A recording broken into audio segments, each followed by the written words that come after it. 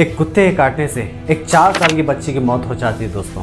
दरअसल दावणगेरे के शास्त्री नगर में एक माँ अपने घर के अंदर काम कर रही होती है।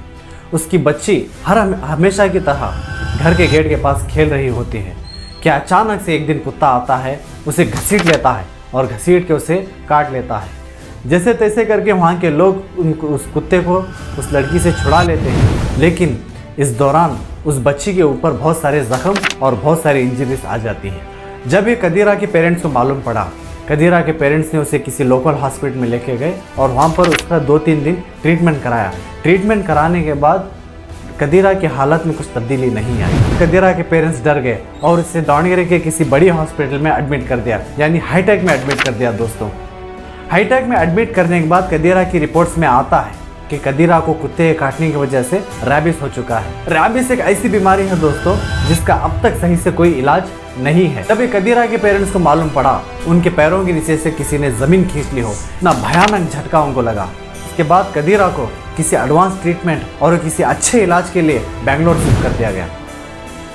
बेंगलोर में शिफ्ट करने के बाद कदीरा का कुछ दिनों तक इलाज चला और कदीरा की हालत में तब्दीली आने लगी। इस तब्दीली को देखकर कदीरा के पेरेंट्स खुश हो चुके थे और डिस्चार्ज करके कदीरा को घर को लेके आते हैं। लेकिन कहानी यहाँ पर ख़त्म नहीं होती दोस्तों। ऊपरी तौर पर कदीरा की बीमारी अच्छी हो चुकी थी दोस्तों, लेकिन अंदर ही कहीं ना कहीं ये बीमारी उसके अंदर मौजूद थी और 4 या 5 महीने सर्वाइव करने के बाद अगस्त के महीने में कदीरा की मौत हो जाती है। ಈ ನಾಯಿ ಹವಾಳಿಗೆ ಈಗ ಪಾಪು ಒಂದು ಬಲಿಯಾಗಿದೆ. ನೀವು ಭಾಳ ದುಃಖದಲ್ಲಿದ್ದೀರಿ. ಮಹಾನಗರ ಪಾಲಿಕೆಗಾಗಲಿ ಒಂದು ಸರ್ಕಾರಕ್ಕಾಗಲಿ ನೀವು ಏನಾದರೂ ಹೇಳಕ್ಕೆ ಬಯಸ್ತೀರಾ? ಸರ್ ಅವರು ಏನು ಮಾಡಲ್ಲ ಸರ್. ಈಗ ನೋಡ್ತಾರೆ, ನೋಡಿ ಒಂದು ದಿವಸ ಯಾರು ಬ್ಯಾರರ್ ಬರ್ತಾರೆ ಸರ್, ಅವರೇನು ದೊಡ್ಡ ಡಿಪಾರ್ಟ್ಮೆಂಟವ್ರು ಬರಲ್ಲ ಸರ್. ಅವ್ರು ಕೆಳಗೆ ಯಾರು ಕೆಲಸ ಮಾಡ್ತಾರೆ, ಅವ್ರು ಬರ್ತಾರೆ, ನಮ್ಮದು ಸ್ವಲ್ಪ ಅದೇ ನೋಡಿ ಆಧಾರ್ ಕಾರ್ಡು ಅದು ನಾವು ಇದು ಮಾಡ್ತೀವಿ, ಪರಿಹಾರ ಮಾಡಿಸ್ತೀವಿ, ಅದು ಮಾಡ್ತೀವಿ ಅಂತ ಬಂದು ಒಂದು ದಿವಸ ಇದು ಮಾಡಿ ದಿವಸ ಅವ್ರು ಹೋಗ್ತಾರೆ. ನಾವು ಅವರಿಗೆ ಸಿಗಲ್ಲ, ಅವರು ನಮಗೆ ಕೈಗೆ ಸಿಗಲ್ಲ ಸರ್. ಹಂಗೆ ಈಗ ನಮ್ಮ ಪಾಪು ಹೋಗಿದೆ ಸರ್. ಅಷ್ಟು ಭಾಳ ಹೆಚ್ಚು ಕಮ್ಮಿ 6 ತಿಂಗಳಿಂದ ಪಾಪು ನೋವು ಅನುಭವಿಸಿದೆ ಸರ್. ಇಲ್ಲಿಗೆ ನಿನ್ನೆ ಸಾಯಂಕಾಲ 6 ಗಂಟೆಗೆ ತೀರ್ಕೊಂಡಿದೆ ಸರ್. ಭಾಳ ಅಂದರೆ ಭಾಳ ನೋವು ಅನುಭವಿಸ್ಬಿಟ್ಟಿದೆ ಸರ್ ಪಾಪು. ಅದು ಅನುಭವಿಸಿರೋದು ಐತಲ್ಲ ನಮಗೆ ಗೊತ್ತು ಸರ್. ಪ್ರತಿಯೊಂದು ದಿವಸ ಐತಲ್ಲ ಅವರು ಹೇಳಿರೋದು ಡಾಕ್ಟ್ರ್ ಮಾತಾಗಲಿ ಪ್ರತಿಯೊಂದು ಬೇರೆ ಅವರು ಅದಕ್ಕೆ ಟ್ರೀಟ್ಮೆಂಟ್ ಇಲ್ಲ ಅನ್ನೋದು. सवाल उठता है कि कदीरा की मौत का जिम्मेदार कौन है? या वो कुत्ता जिसने कदीरा को काट लिया, या वो लोग जिनके हाथ में जिम्मेदारी थी, उन्होंने अपनी जिम्मेदारी को सही से नहीं निभाया।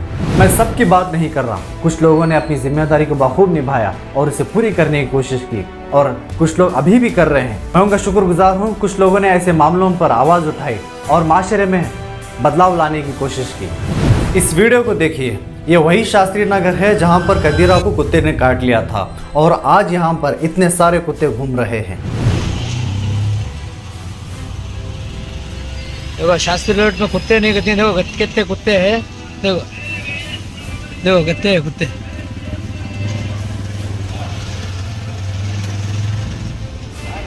ये डालो कौन तो पोस्ट करो, ग्रुप में डालता हूँ, देखो पोस्ट करो। और छोकरी को करते नहीं तो ये कुत्ते देखो कितने हैं कुत्ते। म्यूनसिपलिटी वाले कैप करते नहीं, कौन भी कैप करते नहीं, देखो ज़रा ग्रुप में शेयर करो ज़रा।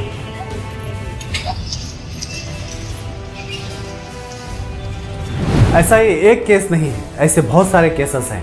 जैसा कि 2021 में एक सादिक नामी लड़का बादशाह नगर के मेन रोड से गुजर रहा था कि अचानक से 8 से 10 कुत्ते उस पर हमला कर देते हैं और इस हमले में वो लड़का सरवाइव तो कर जाता है, लेकिन उसके आंख पर एक बहुत भयानक चोट आ जाती है, जिसकी वजह से उसके आंख में आज भी एक बड़ी प्रॉब्लम है।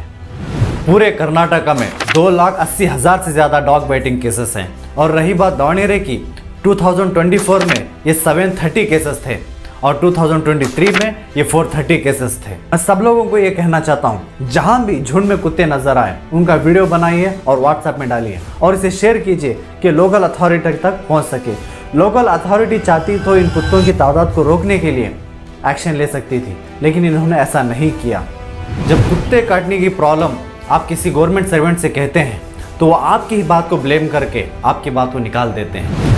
जैसा कि आपका मोहल्ला कचरे कूड़े से भरा हुआ है और हर जगह कचरा कूड़ा फैला हुआ है, जिसकी वजह से कुत्ते ज़्यादा हो रहे हैं। और ये बात भी सही है दोस्तों, क्योंकि हमने अपने मोहल्लों को कचरे कूड़े से भर दिया है और यहाँ पर हर दिन एक नई बीमारी जन्म लेती है और हर दिन एक नया हादसा देखने को मिलता है।